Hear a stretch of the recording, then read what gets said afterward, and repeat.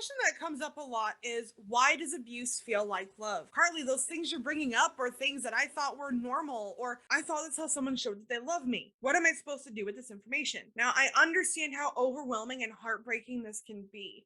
When I personally went through this, I had to look back and grieve a lot of relationships that I thought that I was doing well and that I thought were good, whether it was friendships, romantic relationships, work relationships, certain things that I thought were normal that I realized weren't. It really broke my heart. And it took me a long time to begin to trust myself again, to understand that I can have healthy relationships. But before we can reach that point, we have to begin to process why abuse felt like love for us to begin with. Now, I have done a video in the past, which you can check out right here, where I talked about why abuse feels normal. But there are certain things that teach us that abuse is love. Now, abuse is not love by any means, but when we grow up in certain families, when we grow up in certain ways, we can then begin to see abuse as love, because the caretakers, the ones that we're supposed to look up to, the ones that were supposed to take care of us, actually were harming us. Either consciously, they were consciously hurting us, or subconsciously, because the same thing happened to them. Now, unfortunately, when I Googled this exact question of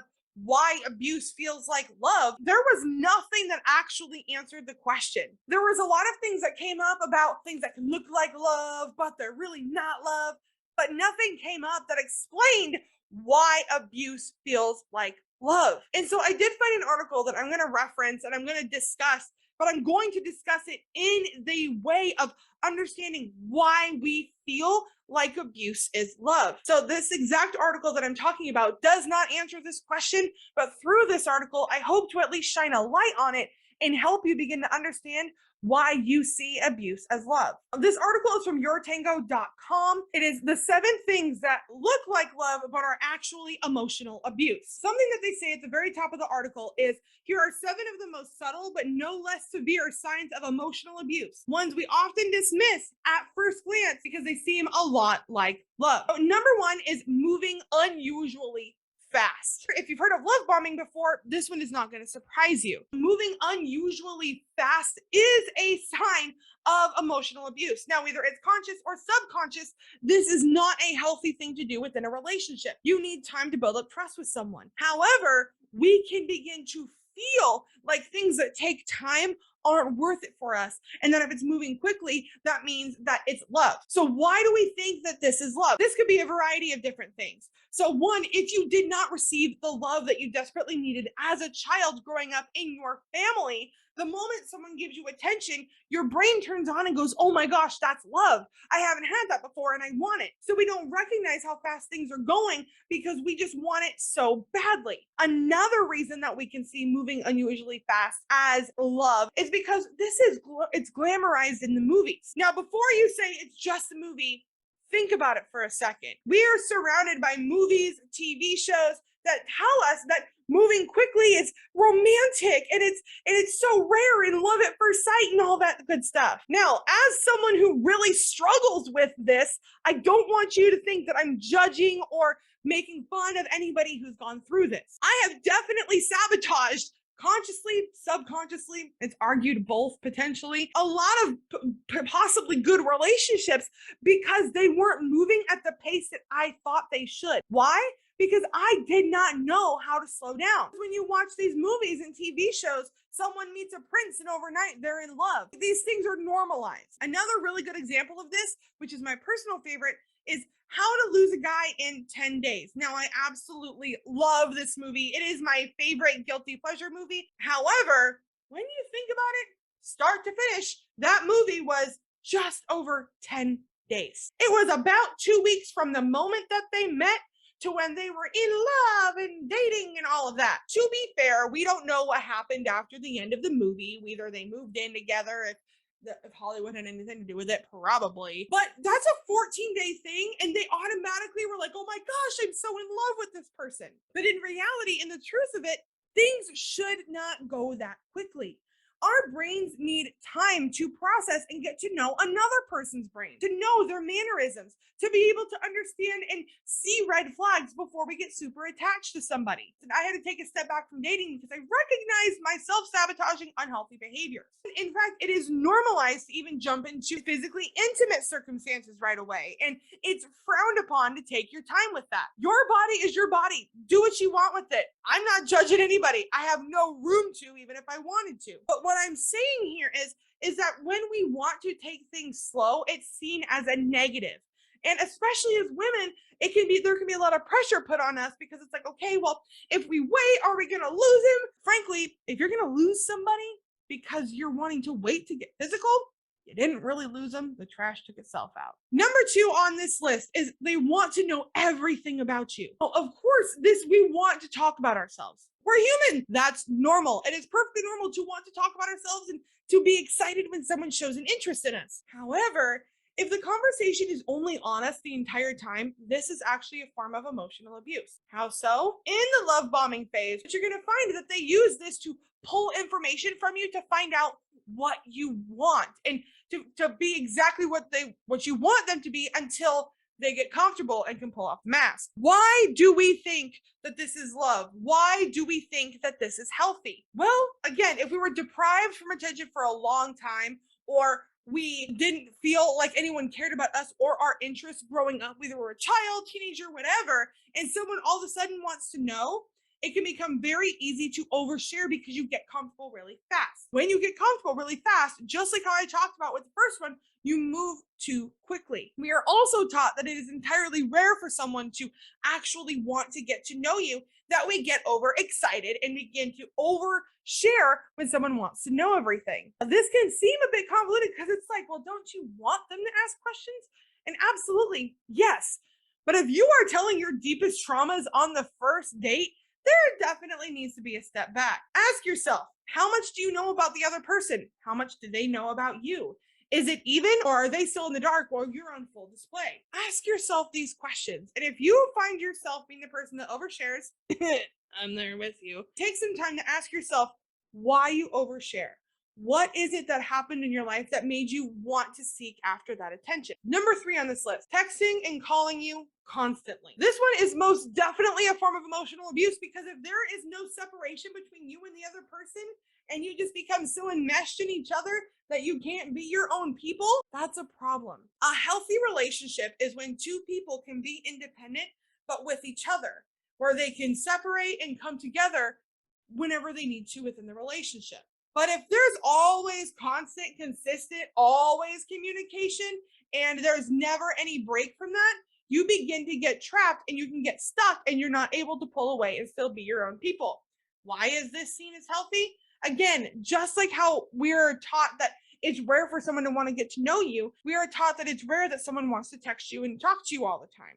So we begin to see that as a positive thing. We reach out for that, we lean for that, and we want that when really it's not healthy. Number 4, wanting to be with you all the time.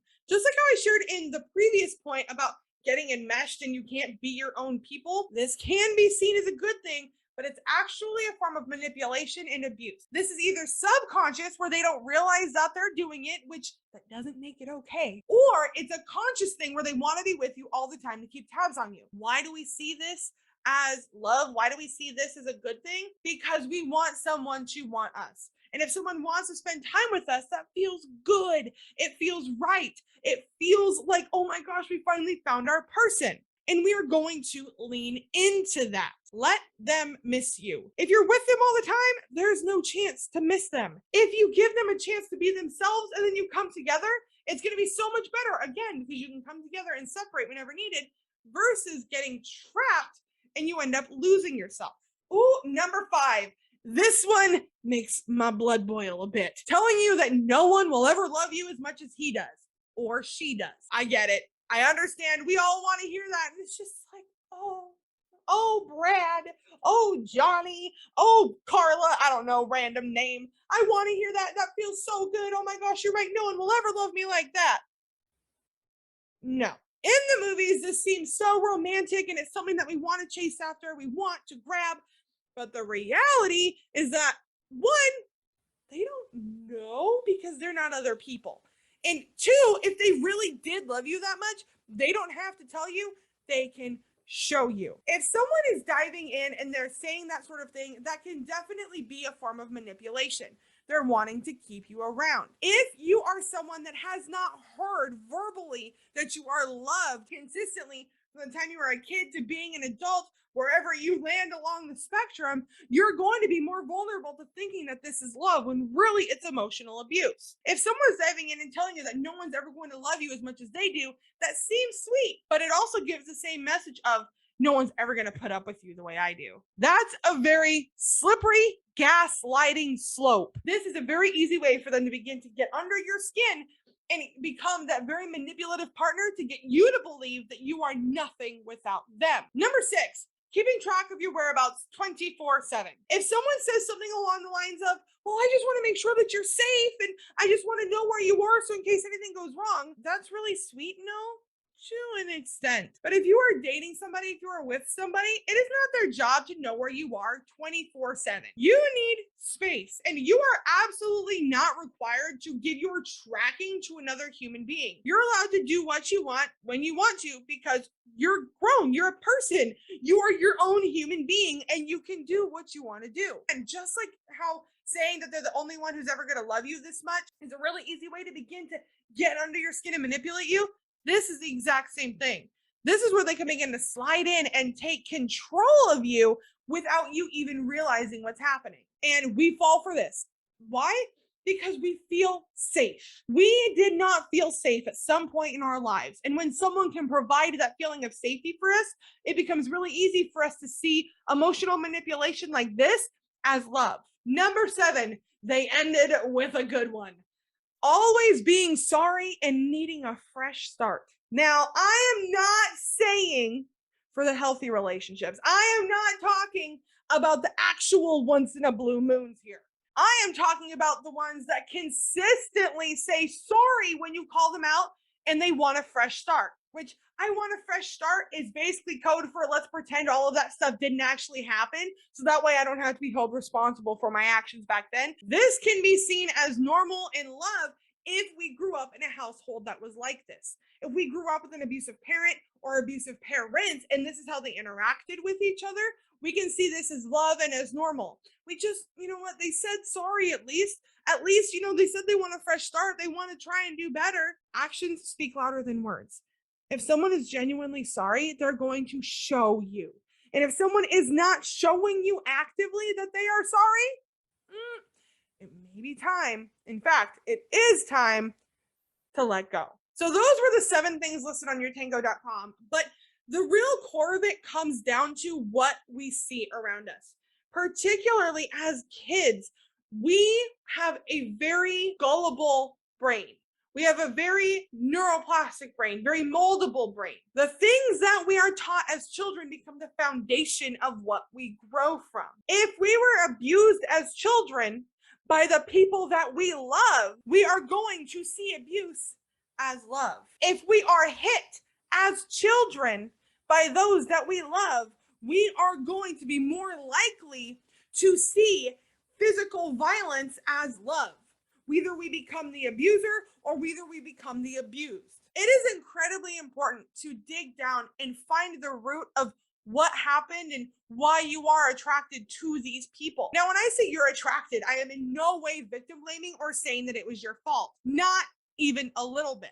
What I am saying is that if you are asking yourself the question, why does abuse feel like love? It's probably because you've been in the abusive relationship cycle over and over and over again. I was in the abusive relationship cycle from the time I was 12 until I was 23 years old. Over 10 years I was caught in that. I am now 28, but last year I almost found myself in the exact same position. And I recognized it and I stepped back and was like, oh my gosh, I can't do this. I'm not allowing myself to do this again. If it was not for the work and awareness that I've gained, I would not have seen that. And I'd probably be in a really crappy situation right now. Taking the time to understand why your brain is pulled towards certain things and why your brain thinks abuse is love is really going to help you as you begin to heal from that and find healthy relationships. If this video resonated with you and you are in a relationship that shows some of these signs, I highly encourage you to seek professional help and or get out. If you need to, reach out to your local DV shelter, reach out to local community services, whoever you feel comfortable reaching out to, please do. If you are out of this situation, but you're recognizing that maybe the relationship you were in really was abusive, I want you to take some time, process, and decide that you are worthy of healing. Just because you didn't know that it was abuse does not mean that you deserved it, and does not mean under any circumstances that it was your fault. Abuse is not love, and abuse is not your fault. You deserve healing and you deserve recovery. Check out this playlist right here because it's going to show you what to do as you begin to move toward your healing journey and finally find freedom. Thank you so much for hanging out with me, and never forget that you are strong, you are capable, you are intelligent, and boo, you are so freaking worthy.